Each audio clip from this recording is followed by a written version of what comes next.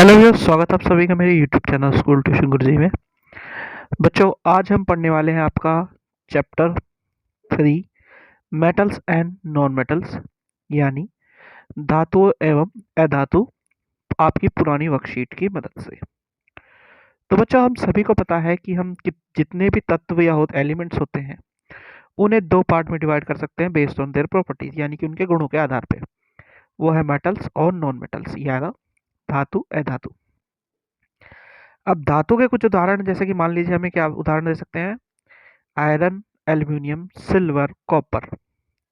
और अगर अधातु की बात करें तो क्या उदाहरण दे सकते हैं बच्चों, हाइड्रोजन, नाइट्रोजन, सल्फर, ऑक्सीजन।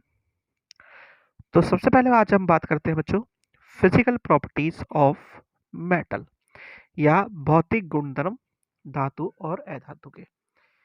इनमें सबसे पहला जो गुणधर्म होता है बच्चों, वो होता है कि इनमें क्या है, जो चमक है कि वो नहीं है कि नहीं है, लश्यर कैसा है उनका।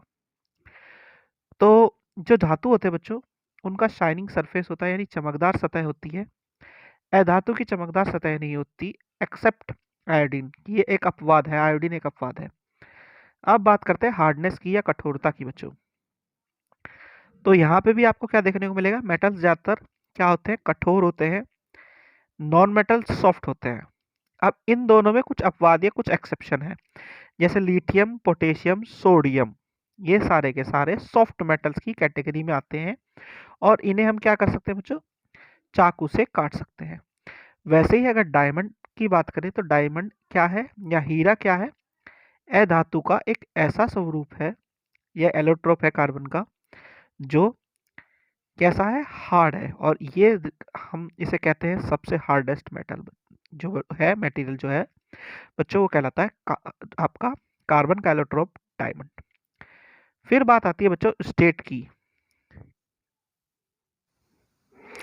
यानी कि अब उसका रूप कैसा है। तो रूप उसका कैसा होगा बच्चों, जनरली ये सॉलिड होते हैं, मेटल सॉलिड होते हैं, एक्सेप्ट मरकरी जो कि लिक्विड होता है, पारा जिसे बोलते हैं। और बाकी सारे सॉलिड के कुछ एक्सेप्शन हो सकते हैं, लेकिन गैस या फिर लिक्विड के तौर पर भी मिलते हैं, ब्रोमीन जो कि लिक्विड के तौर पर मिलता है। फिर आती है बच्चों मेलेबिलिटी, आघातवर्धकता।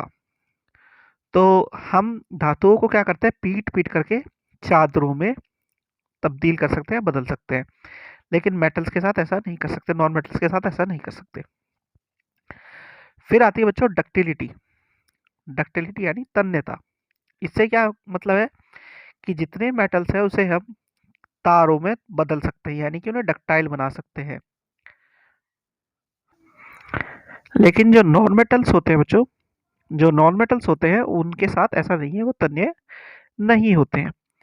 फिर है conduction of heat and electricity, यानी विद्युत एवं ऊष्मा के चालकता। तो विद्युत एवं ऊष्मा के चालकों के तौर पे ये सारे के सारे मेटल्स गुड कंडक्टर होते हैं, यानी गुड, ये विद्युत और ऊष्मा के सुचालक होते हैं सामान्य पे।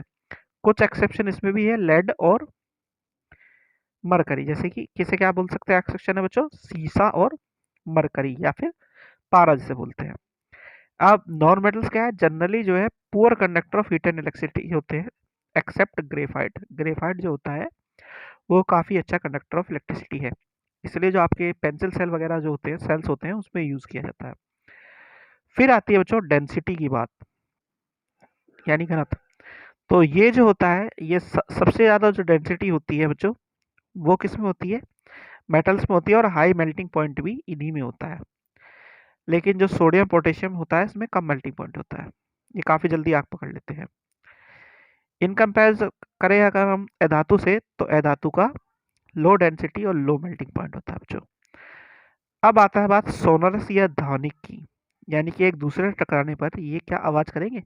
तो मेटल्स एक दूसरे से टकराने पर आवाज करते हैं, जबकि नॉन मेटल्स अधातु ऐसा नहीं करते हैं बच्चों। फिर आता है बच्चों आपका केमिकल प्रॉपर्टीज ऑफ मेटल। तो केमिकल प्रॉपर्टीज ऑफ मेटल्स की जब हम बात करते हैं, तो बच्चों इसमें मेन कुछ बेसिक प्रॉपर्टीज हम पढ़ते हैं। सबसे पहली चीज जो हम पढ़ते हैं वो है आपका reaction of metals with air बच्चों। तो इसे ऐसे समझ सकते हैं कि आपने कोई मेटल था, या कोई मेटल का टुकड़ा, या कोई बक्सा आपने लोहे का बाहर रख दिया तो क्या होगा, वो जो वहाँ पे एटमॉस्फेयर में ऑक्सीजन है उससे अभिक्रिया करेगा और ऑक्सीजन से अभिक्रिया करके मेटल ऑक्साइड या धातु ऑक्साइड बना लेगा।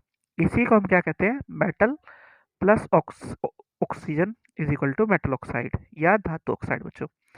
अब इसके कई सारे उदाहरण हैं, जैसे जैसे रिएक्टिविटी होती है वैसे वैसे रिएक्शन होता है इसमें बच्चों। मान लीजिए आप सोडियम पोटेशियम की बात करें तो वो काफ़ी तेजी से आग पकड़ता है, इसी वजह से इन्हें केरोसिन के अंदर रखना पड़ता है।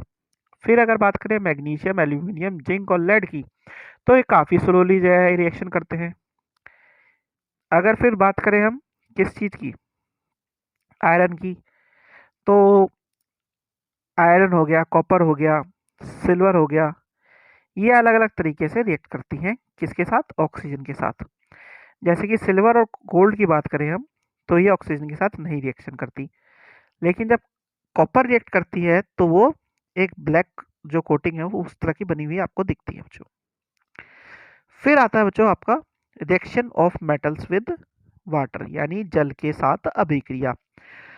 तो दो चीजें हो सकती है बच्चों, या तो आपका जो मेटल है पहले क्या हो सकता है, मेटल प्लस वाटर यानी धातु एवं जल की अभिक्रिया होगी तो मेटल ऑक्साइड बनाएगा और हाइड्रोजन गैस को निकाल देगा। लेकिन अगर वो पहले से ही मेटल ऑक्साइड है और तब वाटर के साथ अभिक्रिया करेगा तो मेटल हाइड्रोक्साइड बना देगा आपका। ठीक है बच्चों। अब इससे रिलेटेड एक क्वेश्चन आपका आया भी था, अगर आपको याद हो मैंने आपको कराया भी था। क्वेश्चन क्या था कि जो स्टीम है उससे कौन सा मेटल रिएक्ट करेगा। तो आपका देखिए एल्यूमिनियम, आयरन और जिंक, ये वो मेटल्स हैं जो स्टीम के साथ रिएक्ट करेंगे। कोल्ड वाटर के साथ कौन सा रिएक्ट करेगा, सोडियम, पोटेशियम और कैल्शियम। फिर उसके बाद हॉट वाटर के साथ कौन सा रिएक्ट करेगा बच्चों, मैग्नीशियम। स्टीम और हॉट वाटर दोनों अलग अलग चीजें, इसे कंफ्यूजन मत कीजिएगा इसमें। फिर रिएक्शन कौन नहीं करेगा H2O के साथ, यानी पानी के साथ कौन रिएक्शन नहीं करेगा, तो आपका लेड हो गया, उसके बाद सिल्वर हो गया, गोल्ड हो गया, रिएक्शन नहीं करते हैं। फिर आता है बच्चों कि